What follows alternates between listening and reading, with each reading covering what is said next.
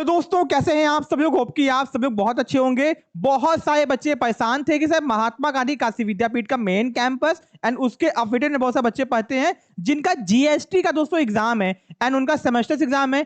Important questions के लिए परेशान होना लाजमी है क्योंकि जीएसटी आपका बहुत कठिन सब्जेक्ट है एंड बहुत सारे बच्चों को जीएसटी की कंप्लीट नॉलेज नहीं है एंड आपका सेमेस्टर एग्जाम है तो आपको इंपॉर्टेंट क्वेश्चंस चाहिए। दोस्तों बहुत सारे डीएम मैसेज चैट्स टेलीग्राम पे व्हाट्सएप पे यूट्यूब पे आ चुके हैं। तो फाइनली विद्यापीठ का मेन कैंपस हो चाहे अफिलेटेड हो, उसके सेमेस्टर एग्जाम के लिए जीएसटी के मोस्ट इंपॉर्टेंट क्वेश्चंस जो कि आपके एग्जाम में दोस्तों अगर आप इसको पढ़ के जाओगे, इस बात की गारंटीड है कि आपको इतने ही क्वेश्चन पढ़ के जाओ, आपका पेपर बहुत अच्छा जाएगा, आपको कोई भी दिक्कत नहीं होगी। दोस्तों मैक्सिमम आपके 28 क्वेश्चन के आसपास है, मैक्सिमम 28 क्वेश्चंस। इन क्वेश्चंस को पढ़ लो, एग्जाम में जाओ, आपका 90% सिलेबस इसी पेपर में से मैच हो जाएगा। ठीक है, ये क्वेश्चन पेपर आपको हम लोग की ऐप में मिलेगा फ्री ऑफ कॉस्ट में। तो हम लोग की ऐप को डाउनलोड कीजिए, अपनी कॉलेज नेशन ऐप को, वहां पे आप जाइए महात्मा गांधी काशी विद्यापीठ पे जाइएगा और बीकॉम के 5th सेमेस्टर में जाइएगा, वहां पे आपको ये पेपर मिल जाएगा। यहाँ पे मैं आपको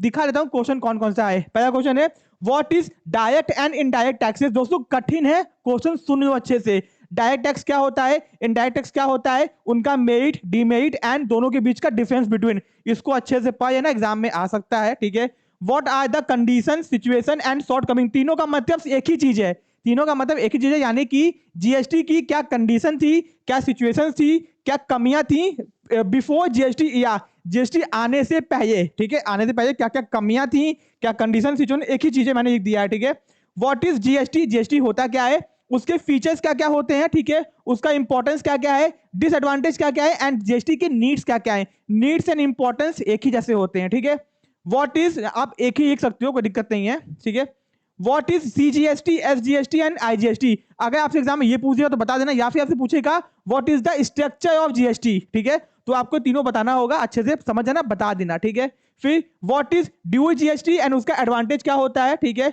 व्हाट इज एग्जेम्प्टेड सप्लाई क्या होता है, zero rated supply and non taxable supply क्या होता है। ठीक है, बता देना अच्छे से। ठीक है, फिर what is meaning of GST council क्या होता है। ठीक है, जीएसटी काउंसिल के फंक्शंस को भी पढ़ लेना। ठीक है, एंड जीएसटी नेटवर्क क्या होता है, उसके फंक्शंस को भी अच्छे से देख लेना, जीएसटी काउंसिल जीएसटी नेटवर्क उनके फंक्शंस को भी। ठीक है, व्हाट इज जीएसटीआईएन क्या होता है। ठीक है, what is the impact of GST on trader, यानी कि जीएसटी का इंपैक्ट क्या होता है trader, manufacturer, service provider, consumer, central government के ऊपर, ठीक है, कंट्री के ऊपर।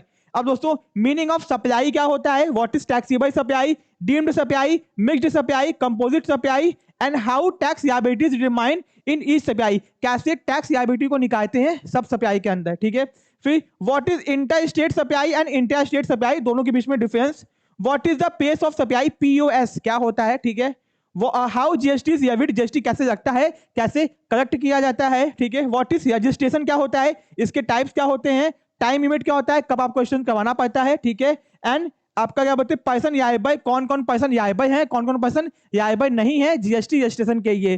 तो ये आपका एक बहुत इंपॉर्टेंट चैप्टर है, जीएसटी रजिस्ट्रेशन क्या होता है, कितने टाइप्स का होता है, कितना टाइम लिमिट आपको मिलता है एंड कौन कौन लायबल है, कौन कौन लायबल नहीं है जीएसटी रजिस्ट्रेशन के लिए। ठीक है, what is ITC, input tax credit and condition to obtain it, ITC आपको मिलता कैसे है। ठीक है, what is composition scheme and reverse charge mechanism, ICM पूछ सकता है एग्जाम में। ठीक है, फिर दोस्तों what is E way bill, इसका बेनिफिट क्या क्या है, situations where E way bill is not required, कौन कौन सिचुएशन है जहां पे ई वे बिल नहीं चाहिए होता है। ठीक है, व्हाट इज रिटर्न क्या होता है इन जीएसटी। ठीक है, इसका पर्पस क्या है, name at is 5 return forms, 5 form के नाम बताने जिसमें आपको रिटर्न फाइल करना होता है। ठीक है, who is liable to file GST return, किसको फाइल करना पड़ता है। What are the type of GST return, कितने टाइप्स का होता है।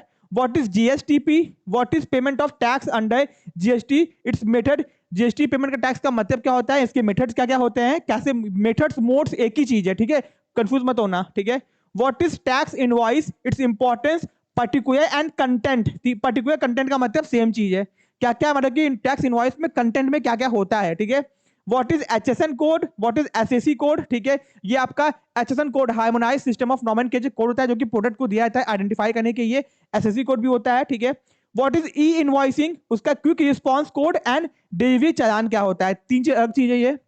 व्हाट इज असेसमेंट क्या होता है एंड कितने टाइप्स के असेसमेंट होते हैं, self assessment, provisional assessment, best judgement and summary assessment, ये चारों को अच्छे से पढ़ लेना, ठीक है। फिर दोस्तों आपका what are the types of refund available to tax payer, क्या क्या आपके क्या बोलते हैं बेनिफिट्स मिलते हैं टैक्स पेयर को, ठीक है। Explain time limits also, what is debit note, credit note and procedure of claiming ITC, ITC कैसे क्लेम करते हैं। दोस्तों 28 क्वेश्चन है, केवल आपको कोई भी क्वेश्चन पढ़ के नहीं जाना है, इतने ही क्वेश्चन पढ़ के जाना है एंड आपका अच्छे से हो जाएगा। एंड ध्यान से सुनना, अगर आपके एग्जाम में कोई क्वेश्चन आ जाए जो आपको नहीं आया है बट आपको हल्का फुल्का पता है उसके बारे में, सुनियो बात को, सपोज आपसे आ जाए ईवे का कोई क्वेश्चन पूछ दे, सुनो बात को ध्यान से, अगर आपसे कोई ईवे का क्वेश्चन पूछ दे और आपसे सीधे सीधे ना पूछे, आपसे कहे व्हाट इज ईवे ना पूछे, ठीक है, या फिर आपसे उसका बेनिफिट ना पूछे, सिचुएशन ना पूछे, आपसे कुछ और पूछ दे, आपसे कुछ और पूछ दे एंड कंफ्यूज हो कि आप करोगे क्या, तो आपको कुछ नहीं करना है, आपको जो आपने पढ़ा है इसके बारे में ईवे क्या होता है, उसका एडवांटेज डिसएडवांटेज, आपको वही लिख देना है। समझ में आया बात। अगर आपको आपने जो पढ़ा है उससे मिलता जुलता क्वेश्चन आ जाए और आपको वो नहीं आता है तो आपने जो उसके बारे में पढ़ा है वो लिख के आना एग्जाम में, उसको छोड़ के मत आना एंड ये मत सोचना कि भैया कुछ और लिख दियो, आपको मार्क्स मिल जाएगा, आपका परेशान मत हो, ठीक है। तो भैया अगर आपको डायरेक्ट क्वेश्चन नहीं आते हैं, जो मैंने आपको बताया है डायरेक्ट क्वेश्चन नहीं आते हैं, अच्छा डायरेक्ट क्वेश्चन आएंगे, इतना भी कठिन पेपर नहीं बनाएंगे वो लोग, ठीक है, बहुत सिंपल बनाएंगे, बट अगर नहीं आता तो भी आपने जो पढ़ा है उसके बारे में उसको जरूर से लिख के आना, जो आपने पढ़ा है आप डायरेक्ट लिख देना, ठीक है, ओके। थोड़ा सा मैच करवा के उसी हिसाब से लिख देना, आपको नंबर मिलेगा। बट हाँ, ये जो पढ़ के जाएगा दोस्तों गारंटी है इस बात की कि आपके मैक्सिमम क्वेश्चंस इसी में से आ जाएंगे, ठीक है। दोस्तों ये मिलेगा कहाँ पे, हम लोग की ऐप में, हम लोग की ऐप को डाउनलोड कीजिए जिसका लिंक डिस्क्रिप्शन बॉक्स में दिया गया है। एंड दोस्तों उसके बाद में आपको करना क्या है, वहां पे आप जाओगे MGKVP में बीकॉम 5th सेमेस्टर में प्रीवियस ये पेपर के नीचे लिखा होगा इंपॉर्टेंट क्वेश्चंस, ठीक है, उसको ओपन करना है। ये PDF आपको फ्री ऑफ कॉस्ट मिलेगा, वहां पे परेशान होने की जरूरत बिल्कुल नहीं है, ठीक है। तो all the best for exam, अच्छे से तैयारी करो, परेशान मत हो, इतना ही पढ़ लो, पास हो जाओगे, घबराने की जरूरत बिल्कुल भी नहीं है, ठीक है, ओके। तो मिलते हैं अपने नेक्स्ट पार्ट में, थैंक यू सो मच।